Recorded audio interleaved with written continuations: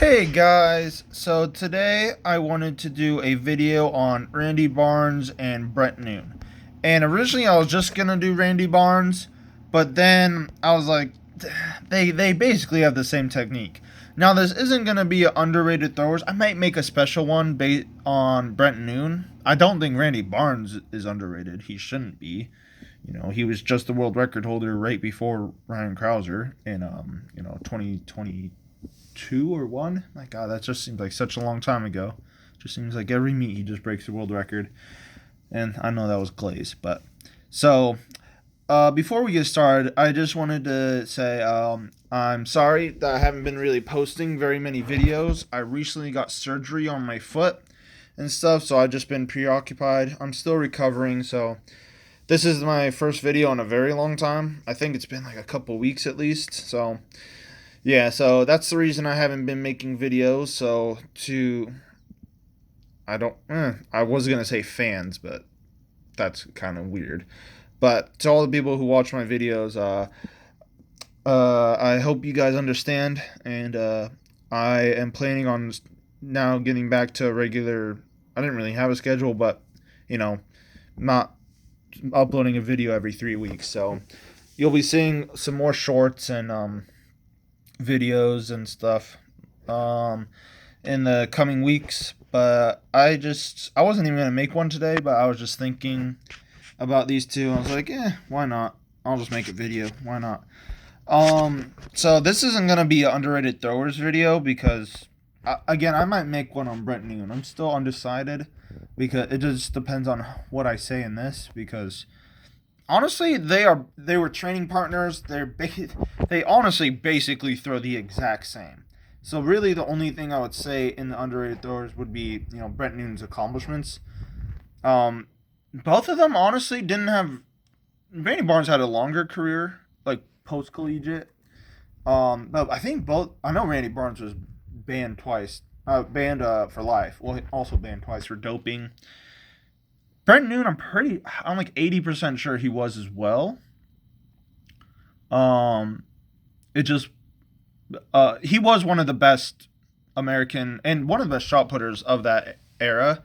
I would say more of the 90s. I'd say Barnes was a lot more of the 80s and early 90s because, he was just banned for a long time in the 90s.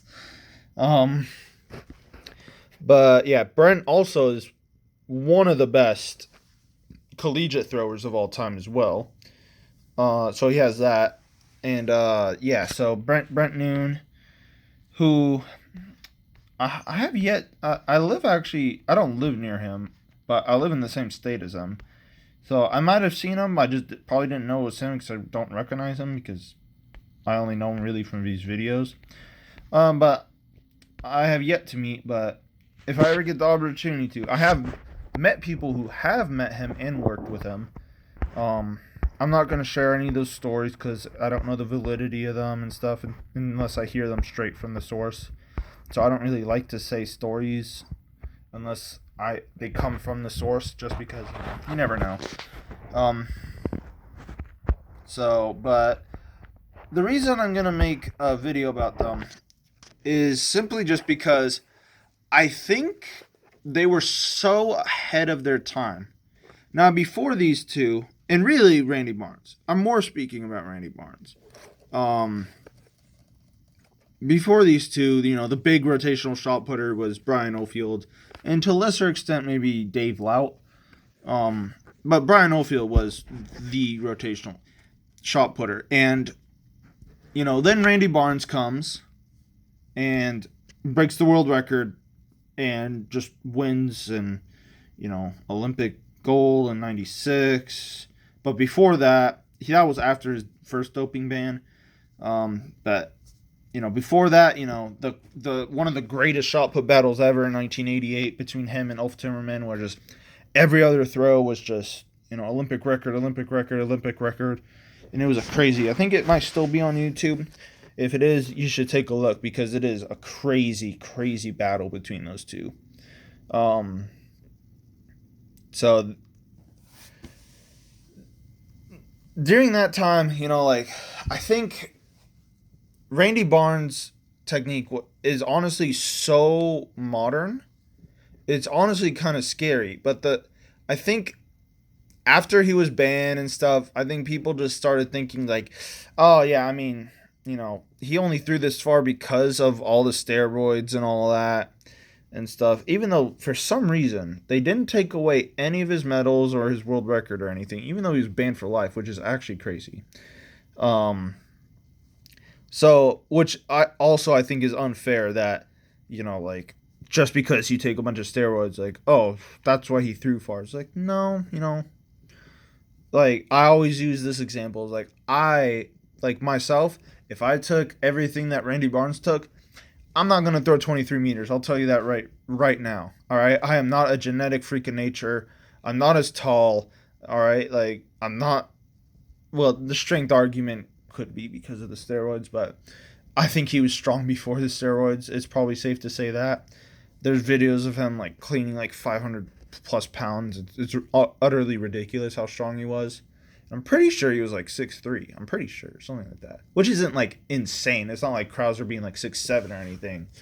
But I mean, like it was honestly probably the perfect height for an all-around thrower that wants to just throw at anything. Really, like 6'3" in basically any sport is probably like the best like height. If I'm maybe not basketball, I don't say that, but you know. But what was I saying? Oh yeah. So I think his technique just gets so under the radar. And even like people today throw like him. Like even the stuff spoilers, there's a video I'm going to make about like the most influential throwers to me personally. And Randy Barnes is going to be one of them. All right? And if he's not because somehow I forget, he is because I think just the stuff that he does in the ring is so simple and so effective, and he just moves. He is probably one of the most efficient throwers through the ring. Before his first ban, so I would say between like 1988 to I think he broke this world record in 91. I think this is his world record throw. I don't know what this throw is from Brent Newman. I'm assuming it's a far throw, but um, but yeah, I just think he just gets so thrown under the radar and just gets, just disqualified just because he took all those steroids. And it's weird because even people who take steroids, other people will be like, like Ivan Tikon, was banned for life, even though he was allowed to come back in 2016 for some weird reason. I don't hear people saying Tikon had bad technique or anything. It's very weird. I don't. Granted, he wasn't a world record holder, but Ivan Tikon was still that guy. I'm not gonna lie. He's one of my favorite hammer throwers ever, at least. But you just don't hear those. It's so weird. It's just like people just discredit him just because he just got banned.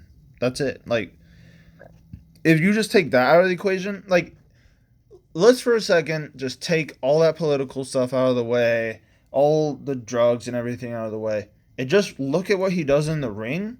It's honestly insane. And I think when people started thinking of all the drugs and all that stuff, I think they just went backwards, honestly, and they started throwing the way like Oldfield did, even though Oldfield took drugs, even though I don't think he ever got banned. I think, but it's safe to assume based on what people have said to me, and I know I'm kind of being, but when literally everyone that I've talked to that's either thrown against them or been around people who are thrown against them, or coaches I've coached people like it's safe to assume he was on stuff. I'm not gonna lie, and I think people tried to go back to what he was doing, which I just don't. Brian, I mean, I like Brian Oldfield and all that. I love him in his interviews. He's probably one of the funniest thrower interviews ever with the throwgasm stuff. But but in terms of actually throwing, I don't really like his technique. It's what I consider old fashioned, and That, in my opinion, like Brian Oldfield's spin, in my opinion, is the spin of a drug. Oh, jeez. Oh, sorry, I was about to say addict. I do, not addict, but like a drug user. That's like, if he wasn't taking drugs, he would not have thrown 75 feet. I'm telling you that right now. Like, because the stuff, like, he just jumps like 10 feet in the air on the finish. You know, like, he just hops around and, like, all, like, everything we know now is what Randy, what Brent does, is stay grounded, stay low, don't hop, and move over the toe board, and just move super efficiently, keep everything super simple. Movements, like, biomechanically are fantastic. You know, it's like, and I think when, like, I know this is discus, but, like, when, like, Gerd Cantor and, like, Vastina Styson went into the scene, I think the simplistic throw kind of came back into the mainstream a little, because everyone wanted to copy Gerd Cantor and stuff, who, spoilers, is going to be in my influential video as well. Surprise, surprise, if you ever watched me talk about Gerd Cantor. But, and then I think nowadays, I think I hope people are starting to come to the realization that, Randy Barnes was on to some stuff. And I don't mean drugs. I mean, like, technically. Because the stuff he does was kind of unique even for the era, I'm not going to lie. And I think after this, for, like, the 90s, really, yeah, like, the 90s, like, the late 90s to, like, there were, like, bits and pieces, like, basically, like, the Gadina era. Not that I actually really like Gadina's era. Maybe he's a bad example, but like, it was just, like, mainstream to, like, that stupid era of people, like, holding their left arm in because they're trying to copy Ryan Whiting, who I also like and I've also done a video of, but I personally don't agree with. I don't know. It's just doing all this funky stuff that just, like, restricts movement and stuff. And what I love about Randy Barnes and Brent Noon's technique is simply, it's simple. That's it. He just, let me play this. It just turns, goes. Like, that's it. Like, there's no like, hoopla. It's just so efficient. He just gets over to the left, gets off, lands, pre-turns in the right. Good wrap, turns, stays grounded, shot still in his hand, the right foot still on the ground, he's pushing over his left, gets over the toe board, reverses, it's just super efficient. Same thing with Brent Noon, like, that's, Brent Noon's finish honestly looks a little better, I'm going to be completely honest. I think he stays on the shot a little better than Randy. I think Randy tended the short strike a little bit. Whereas Randy's getting a full finish. Like, this right here looks honestly kind of like a Joakim Olsen finish. Honestly, Joakim Olsen kind of looked like this. Reese Hoffa early in his career looked like this. A lot of good throwers. Honestly, Krauser looks a lot like this to a certain extent. Like, starting a little bent over. Obviously before the Krauser slide. Just super relaxed forward shoulders, turns, like, doesn't get super wide over the left, but it's this back of the ring that is so Krauser-esque. Well, I guess more Barnes-esque, because he was before Krauser. But it's this position right here. And I think another thing that Randy Barnes and Brent Noon did so well was the use of their left arm. And the fact that they're using it. And I think that's another thing, because especially back then, like, Randy Barnes was one of the first people to, like, people use their left arm, but they just ripped out of the back. Randy Barnes was, like, one of the people who, like, figured out the right the right speed and the right way to use the left arm out the back and through the ring. Well, okay, maybe not the first. I can't really back that up. He's one of the first people I saw, at least. Um, so I'm sure you guys will correct me in the comments because I've been through that before. But at least to my knowledge, he's one of the first people to use the left arm, what I consider correctly. There, that's probably a better way of saying that. But I don't know. It's just there's not really much to say, and I think that's the point. Is to me, he's. I'm speaking for Randy Barnes. When I say I'm speaking for Randy Barnes, it's really like they really just throw almost like the exact same. So it's honestly like both of them, but Randy Barnes is obviously like the guy. Um, so I just say Randy Barnes. Not to take credit away from Brent Newton because I also love Brent Newton's technique, and he also threw really far and accomplished a lot in his own right. He just wasn't an Olympic champion and a world record holder. So sorry, Brent, but but yeah, it's just I don't know. Like I think that's the point. You want to make the throw simple. That's something I've preached for years. And yes, I know it's cool to watch people that like do funky stuff. Like I have like two categories. I have people I like to watch just as like a fan of the sport, and then I like people, and then I have the category of people I like to watch for technique and who I would recommend to base technique off of or like take pieces of technique from. And Randy Barnes is there's not really like a certain thing he does because he just does it. I think the biggest takeaway from both these styles is that really like they're so repeatable because they're so simple, and that's really what you want when you look for a technical model. It's like how easy it is to copy this movement, and does this movement work? And like anybody could do this. I don't care how unathletic or athletic or how tall or how short you are, like because these movements aren't predicated on that. Now, yes, obviously both these guys are supreme athletes who are tall and strong and whatnot, and have you just don't throw over 70 feet plus if you're not athletic and strong. That you can have all the technique in the world, but at a certain point, you just can't. But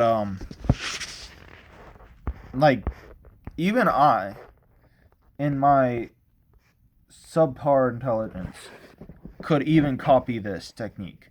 I had a teammate. Shout out to Trevor Gorwin. He threw almost exactly like Randy Barnes, and he was an 18-meter shot putter.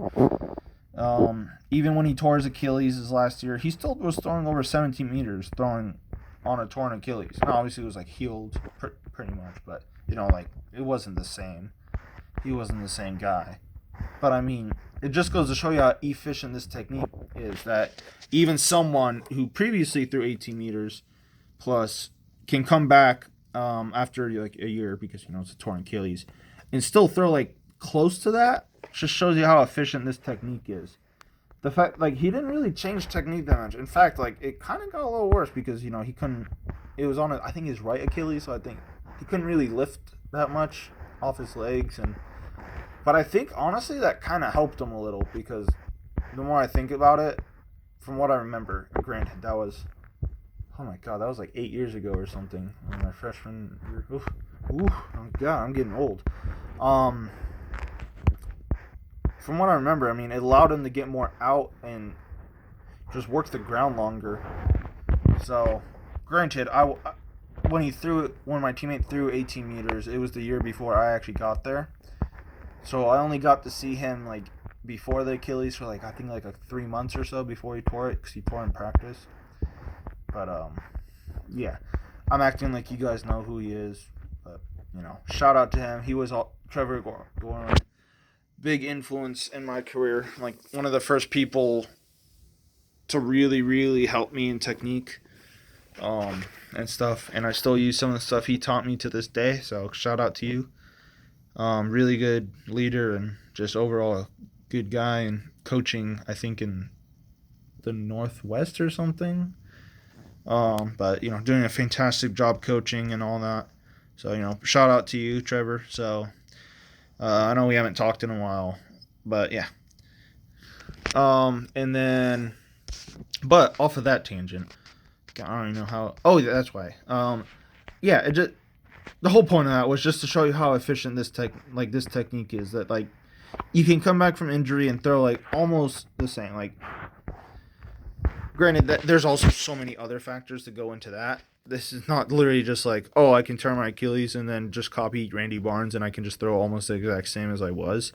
That's not what I'm saying. It's just a point that might not actually mean that much the more I think about it. But we're just gonna glance over that. That I just wasted 3 minutes of this video.